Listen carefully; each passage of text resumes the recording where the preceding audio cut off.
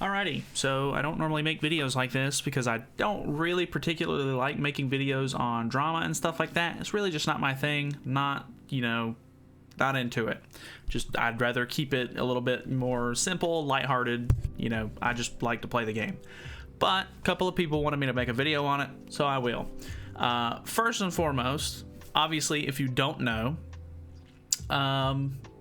there is a lot of backlash on the way that the festivals have gone about. They released a dev note not too far back saying that they were basically going to be removing additional festival units from new festival banners. So it's basically just going to be the new unit that's rated up on a festival banner, and then they're taking the other festival characters out of the banners, which was really dumb. That's obviously not a good move for anyone, really. Besides people who just spend a lot of money on the game. Another thing that they wanted to do was to combat that. They wanted to combat the decision that they just made. They were going to basically get rid of the part 1, 2, 3 banners and make a mega banner with all of the normal 1, 2, 3 lineups.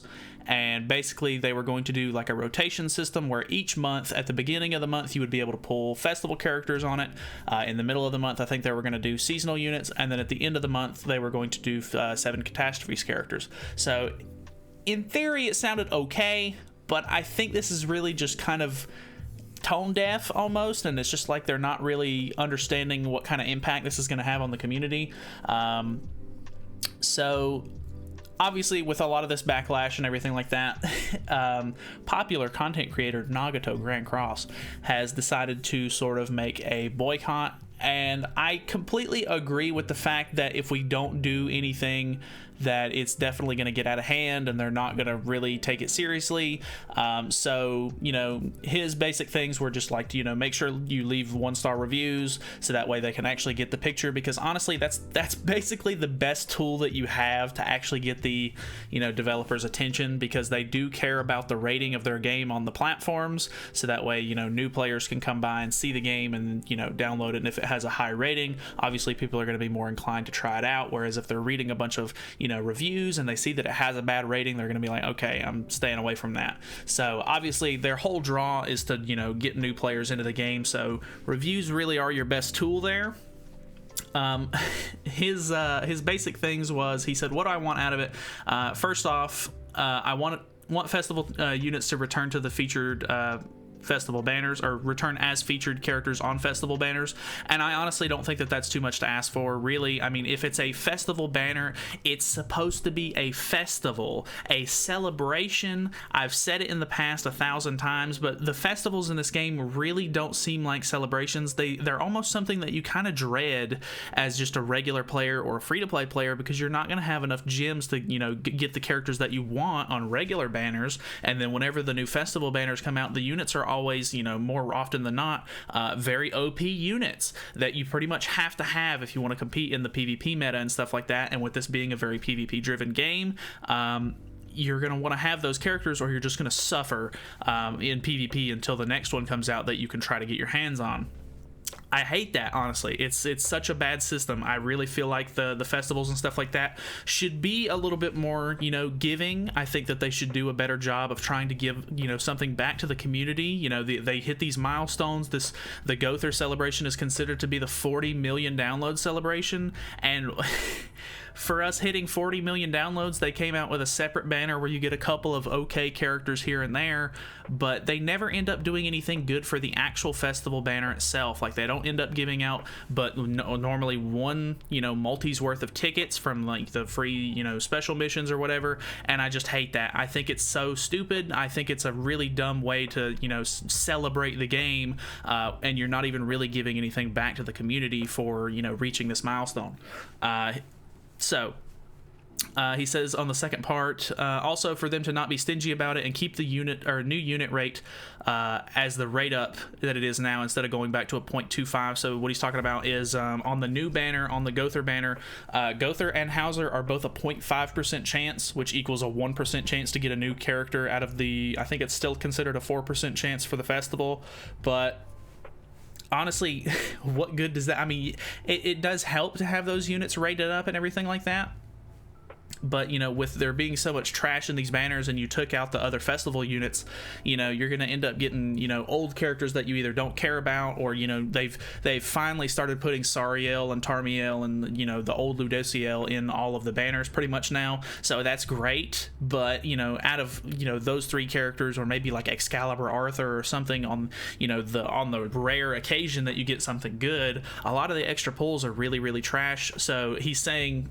they should not, you know, even if they do add festival characters back to the banners, don't shaft it and put the new characters back down to a 0.25% rate like they used to be. And I completely agree with that. I really don't think that it's, you know, if it's a brand new banner featuring a brand new character, what's the harm in having, you know, a little bit of extra rate so that way people can be happy to summon on a banner and try to get the new character that they want to go for. So, I mean, it just seems like no-brainer stuff that really it shouldn't even be, you know, second guessing. I understand that, you know, it's a company, they want to make money, but this game literally has the most ways to monetize like their profits as it, you know, could possibly be. Like, they have, you know, outfits that you need to buy to boost your stats on your characters. They have, you know, equipment that you need to grind out and, you know, make for your characters. And although, yes, you can do that completely free to play, I do not buy anything for my equipment in the game. I literally only buy gems or tickets if I have them to summon for characters.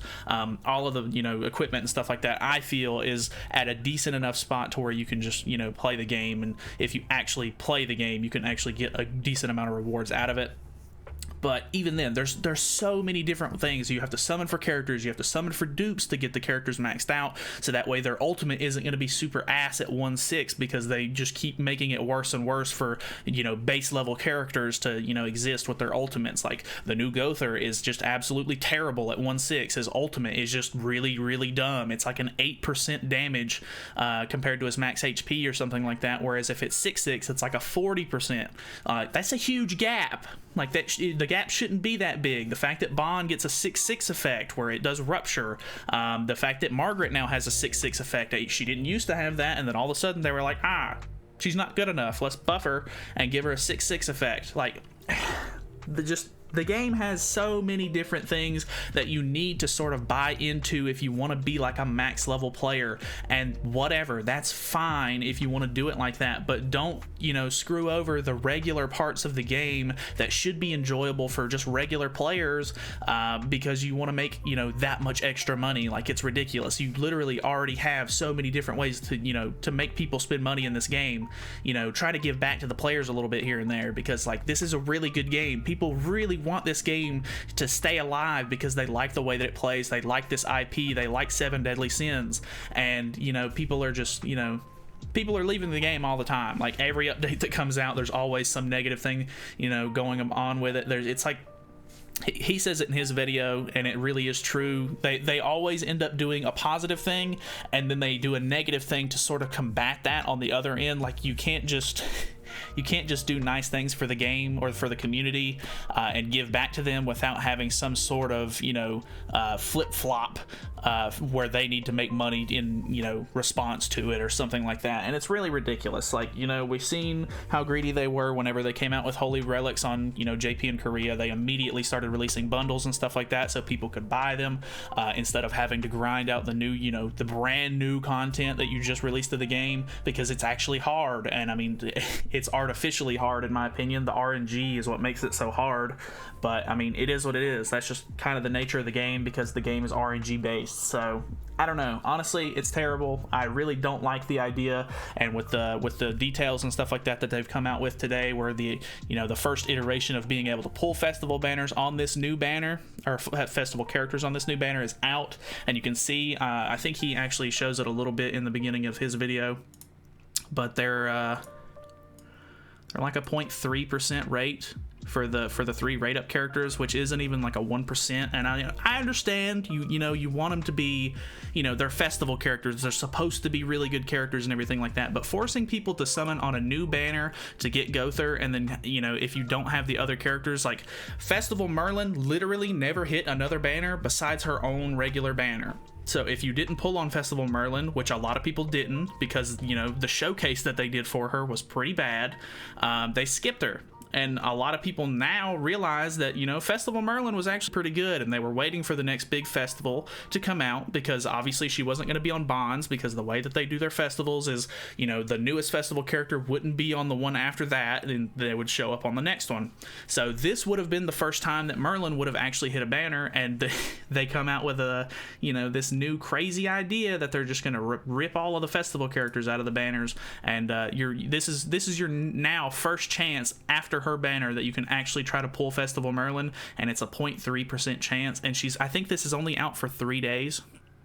So you're going to have to spend, you know, not only just a bunch of money on gems and stuff like that to make sure that you can, you know, summon for the banner or whatever, but you're time limited for 3 days out of the whole month to be able to do this. And I mean, I honestly think that it was kind of an interesting idea that each month they would do rotations and stuff and make it to where you could try to pull for characters that aren't normally on regular banners and stuff like that, and you could try to pull, you know, festival characters at the beginning and seasonal characters in the middle and 7 Catastrophes members at the end. Like, it was an interesting idea in theory, but all in all, it just comes off as really tone deaf, and they just really don't know what the community wants, and it makes the whole thing seem like a super bad idea, and it comes off as sour to me. I think the devs really have no handle on what they need to do.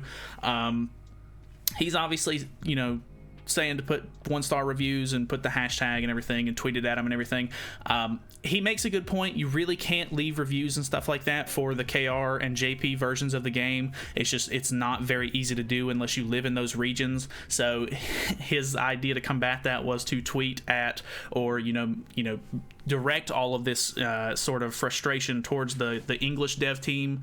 And I do want to say that's kind of the one thing that I kind of disagree with. Don't make it like threatening. I feel like the dev team is probably scared of the community, honestly. Like, I feel like, you know, in the beginning they were okay with sort of, you know, talking to the community here and there, and they had a creators club program and stuff like that, and they tried to sort of get along with the community. And then I think once they realized that they were getting so much backlash, they really just didn't want to deal with it, and they sort of just like retreated back into their shell.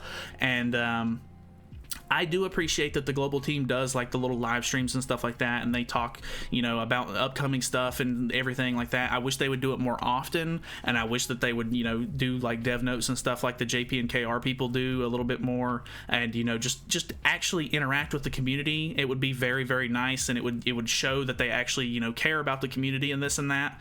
But if you're gonna, you know, participate in this, and I do think that the game does need to change this, you know, idea that they've sort of, you know, backed themselves into. They really need to do, you know, something to help out with the rest of the player base and everything.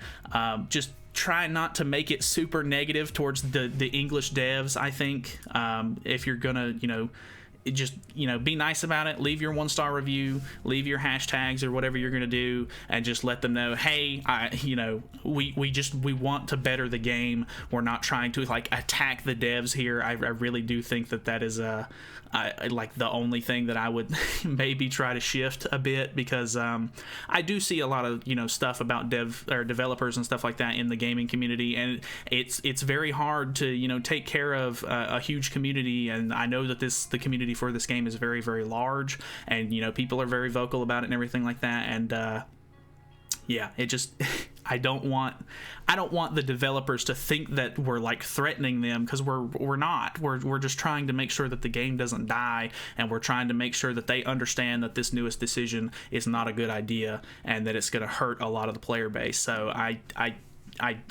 that's basically all I have to say. Hopefully you guys are sort of on board. If you're not, I mean, you know, feel free, do whatever you want to do. I do want the game to succeed. I do really, really like the game. But, you know, it's hard to see it, you know, just make bad decision after bad decision, and they, you know, make promises and dev notes and stuff like that, and then they, you know, they so far really haven't been able to keep many of them. So I don't know. Honestly, that's it from me. I don't really have anything else to go over. Hopefully you guys enjoyed the rant, or just the info, or whatever the case may be. And that's going to be it for me. Thanks for watching.